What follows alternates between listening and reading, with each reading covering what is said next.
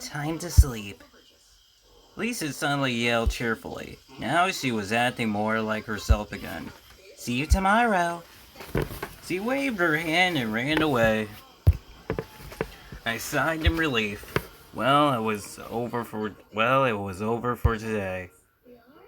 All my remaining energy was wasted on a on, on spin till the saw what happened.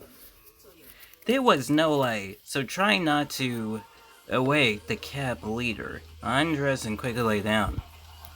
It's still interesting what did Lisa mean.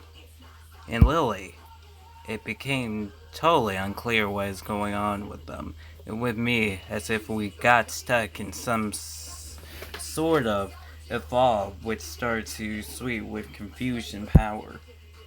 But what's going to happen next? And where will I be thrown then?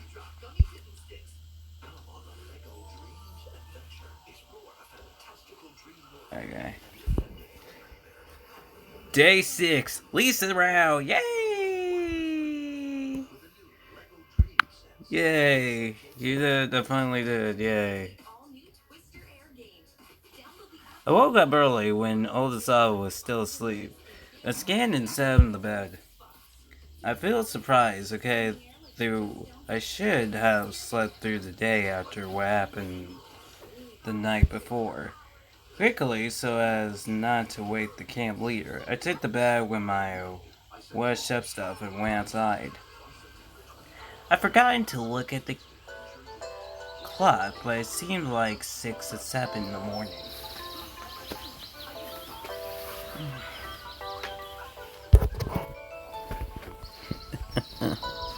The camp was asleep. The grass was sinking off the night through. A light fog hanging about the ground, and the sun was just beginning to break through the tree trunks.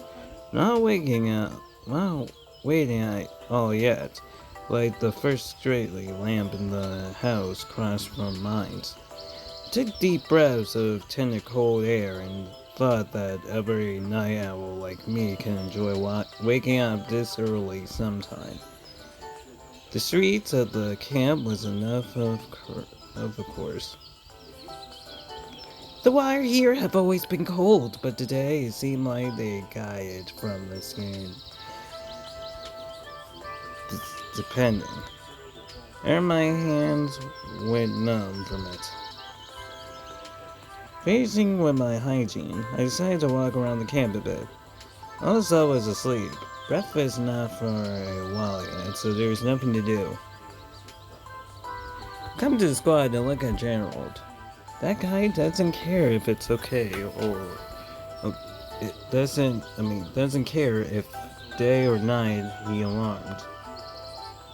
I smiled at my successful joke and headed to the boat. Shame. As I walked, I heard some singing. Legally sure I was the only one woke here. To my great surprise, I saw someone stand at the pier, hanging her feet in the water. Lisa? Come closer to stop, not sure what to say. Then she suddenly turned around and stared at me. Been staying here long. No. Why are you asleep? Why are you? She turned back and stared at the river again. Look like I am not the only one in a good mood today. At least she wasn't being accessible again. Can't sleep. I see. That yesterday. You get everything right. What exactly? Oh, for God's sakes! My answer doesn't seem to go down well. Alright, I did. I lied. Alright, good. She suddenly looked straight in the eye and smiled. In that case, I have a plan for you tonight. May I ask what they are? You don't need to know. Well, since I'm a part of them, you know what it's time. Can you give me a hint at least? Nope. She got up and walked towards me. A bit scared as I cleared the way. Don't do anything stupid, Lisa said and moved away from the boat's shame. I wonder what she meant, and what are those plans? I have no wishing to become a part of some terror act against a moment of anything. Besides, I was still hunting by today, talking with Lily on the island. You're probably still angry. Yeah, and I never managed to explain nerve strings to her. And now I don't ever know what I would say if I had the chance. I feel guilt about everything that had happened, and I couldn't figure out what exactly I was guilty of. The kid was starting to wake up. It was at least an hour away, but I had no desire to go back to the camp leader cabin, so I decided to wait by the canteen. At least I'd be the first one there for once.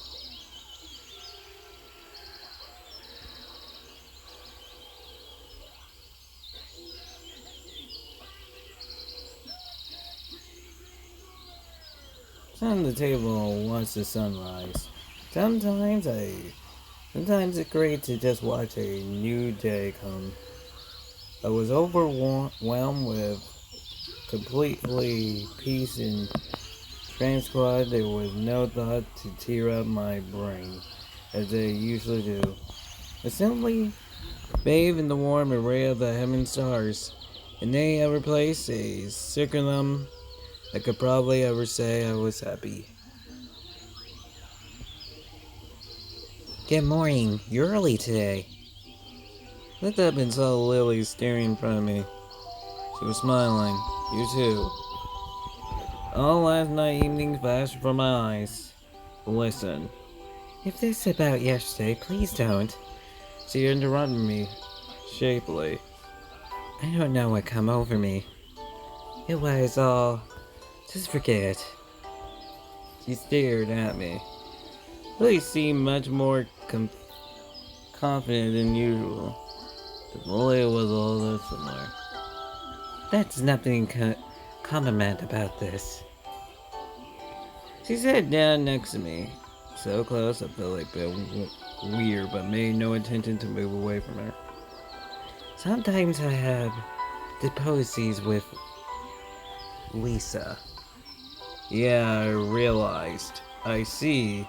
But in this case, it happened because of me. He knows. She answered, lost in thought.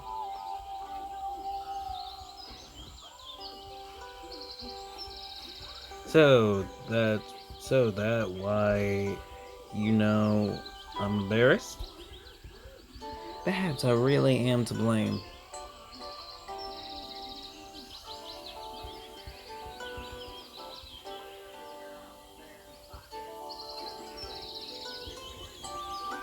Or rather, I'm not trying to say that I'm not to blame, but I'm trying to explain myself like a fifth grader to a teacher.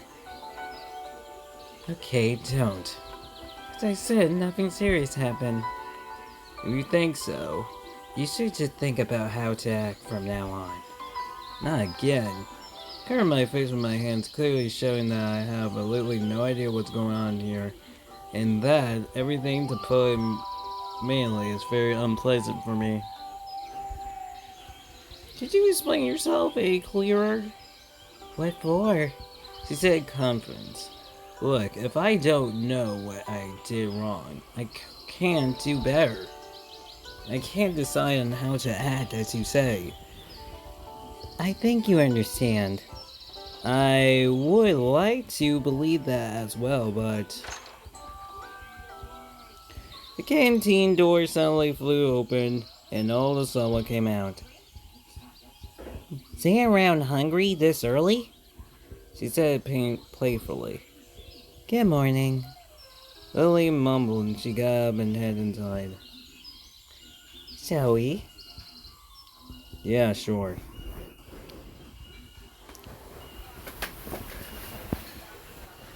And we were not done talking, but pioneers arrived out of nowhere and flew to places. By the time I got my breakfast, Lou was already set, surrounded by Meku, Sanaya, and Sylvia. Sadly, there was no more free chairs at the table.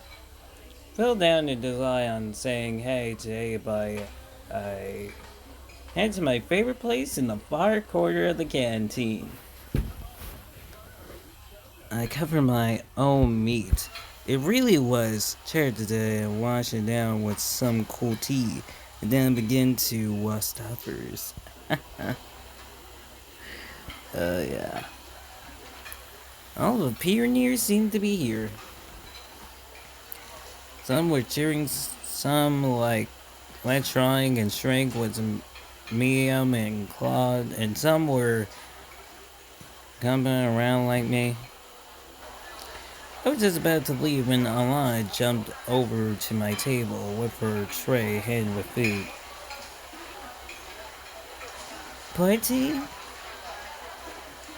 She blushed. Stealing again? As Obelid stared at her tray. And growing by requests oh my god, a lot of clearings. Yeah, you're right. Shouldn't grow up a bit. That's how it should work. I wish. What? I didn't think she'd hear me. Nothing? I head out. Leaving so soon? She yelled at my bed, disheartened. I give no answers. I give no fucks. I should have taken the wash-up stuff back in. I don't want to carry it around all day. Besides, what am I going to do today? Nothing is all coming to mind. Why in such a mood that it seemed like someone was going to show up and invite me on a journey. I left the chandelier cabin, paused for a moment, then hey, voice come to me. Simon. Oh shit. It was Sylvia. Busy? No. Can you help me? No, man. Of course, come on. I didn't want to look for answers on a wonderful day like this. A couple of thousand hours wouldn't change my situation after all. What is it? You should stop. You should stop by the Clarion Club. I don't know why exactly, but they tell you everything. Unfortunately, invited again. Alright. Thank you. She gave me a nice smile and ran off. So, a journey to the enemy layer lies ahead of me to the layer of the evil Dr. Electronic and the Disclosure Bay Professor Shrink. Dr. J and Mr. Hade. Close the door and film the entry. What's up? Simon.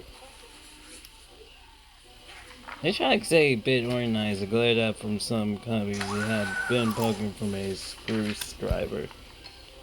Sylvia sent me. I know. And what? The second door opened, Shrink came in. Hello there. Simon. And just greet me in the same tone Electronic had. Well, it was last time I chatted. A joke. So, what do you need from me? We have an important task for you. I'm listening. The nurse come by yesterday. He stopped at if he wasn't going to continue. So? Ask carefully. So we have an important mission for you. I got that already. You are to deliver a package to her. Can you do that yourself? The infirmary's right over there, and I got one something about handling this bro. I say carefully. We can't. The Tronic said surprisingly. Way weird couple indeed. Oh my god, man. Too sad. Too sad we don't know the Tronic likes Sanai on this one. I see. Not another heavy bag, I hope.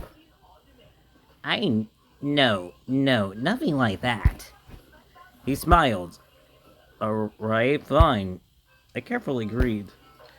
Hold on.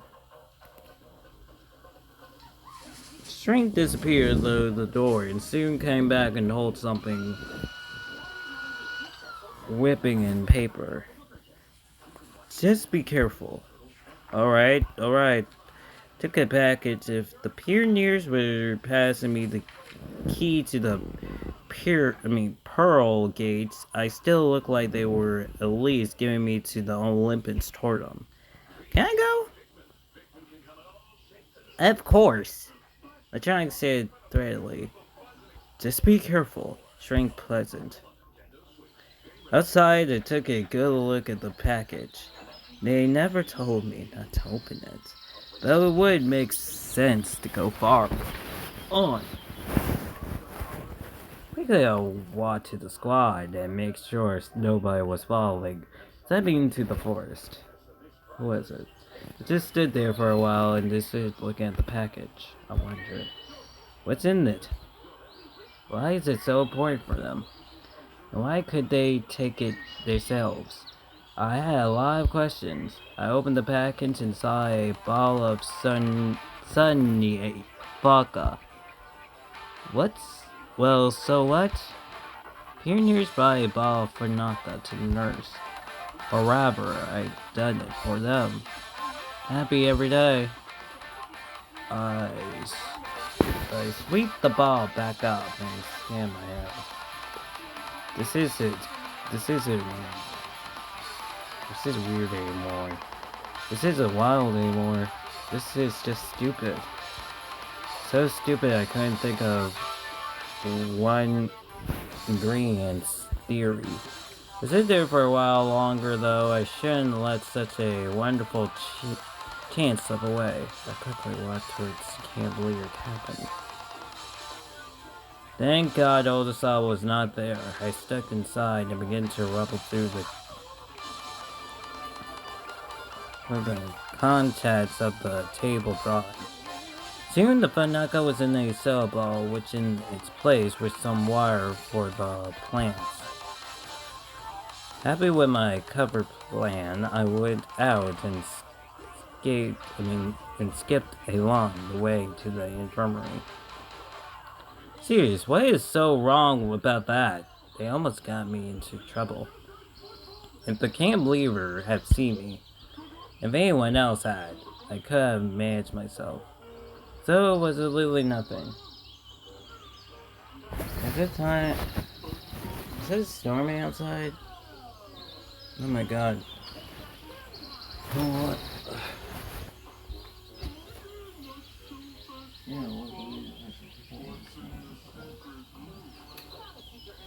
Yes.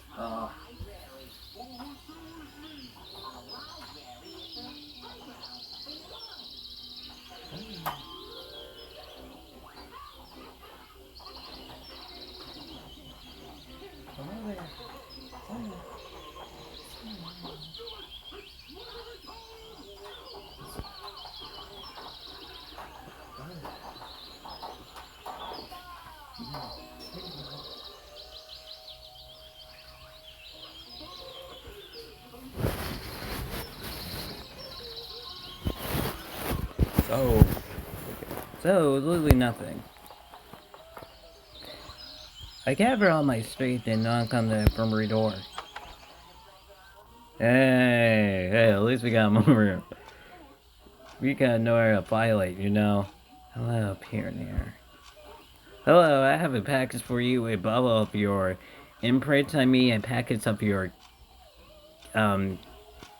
Kennets. I was so stuttery, I began to talk nonsense. She said, Hand it over. I handed her the package. The nurse eventually into the desk drawer without looking. You didn't open it, did you? Of course not! I blurted out. Good boy. I'm like, what the hell? Alright, so I be... Go up here now. Thank you! Closed the door behind me and let a sigh. I couldn't always spend this on the crazy infirmary in my situations. I could really use ever the most medical from a stress reference. Dude, Violet reminds me of that weird, infirmary doctor dude from Nameless. Oh my god. I think I hear somebody did the same voice that I did, but like a girl version of that voice. So, I came to the squad. The clock, silver noon, that meant dinner was coming. Sat on the bench with a sort of intel of not moving from here until the come and get it bell. Someone comes. Pioneers were running by. They were smiling and shouted mercilessly. Yes, the day was definitely a wonderful one. I glared over the squad and saw Lily arrive. Relax. Something like that. She sat by me and looked at the sky. Why you said that? Suspicious. That's a little suspicious. I don't know. They say, huh? Yeah. It is? It was a bit awkward. Lily seemed different. She was not embarrassed. Her face was not red. She was confident. That's a little sus.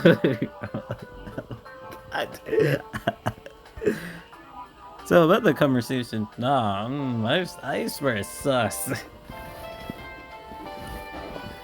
I told you everything already. No, you didn't. Yeah, but see, this what's going on. This is going on. Lily's in Yandere mode. That's what's going on. Lily's in Yandere, or whatever the other word is to include what they try to make of this character here. But yeah, Lily is a Yandere, and she was big as hell. And she showed us that in her route, and you made me censor some stuff because if I was suicide.